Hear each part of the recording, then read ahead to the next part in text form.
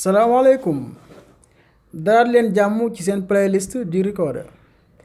tey liñ ñëw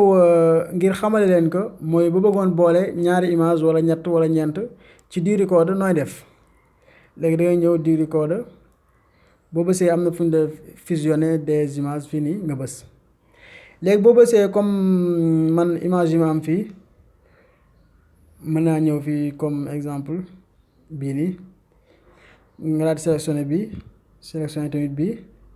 ak image yoo soxla ba nga jël tamit ba 5 ba 6 ba 7 ba 10 tamit gis nga 2 sur 10 10 lañ la may nga bës terminé boo bësee léegi mi ngi nii comme ñaari image yi léegi bu nekkee ne image bi am na loo xam ne neexu la si comme liy feeñ ci kaw nii mën nga ñëw fii comme fi ñu def ciseau nga bës ciseau bi comme léegi diggante bi nga bëgg a dagg mën nga def nii ba def ko nii def nii léegi image koy xool du ci xam dara léegi nga dagg ko léegi xam nga diggante boobu dañ na ak lii suuf tamit bu dee da nga ko bëgg a dindi mën nga ñëw fii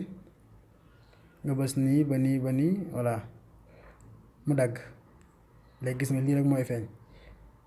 boo bëggee tamit li nga daggoon indiwaat ko mën nga bës fii mu indi daal li nga daggoon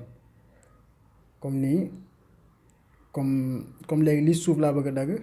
nga bës léegi gis nga mi ngi nii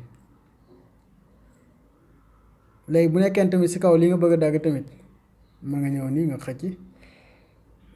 ba nii dagg voilà li moo nekk naka ngay modifier benn image maanaam boo bëggee boole ñaari image naka ngay def nga bës fii enregistrer mu dugg léegi gis nga benn image la léegi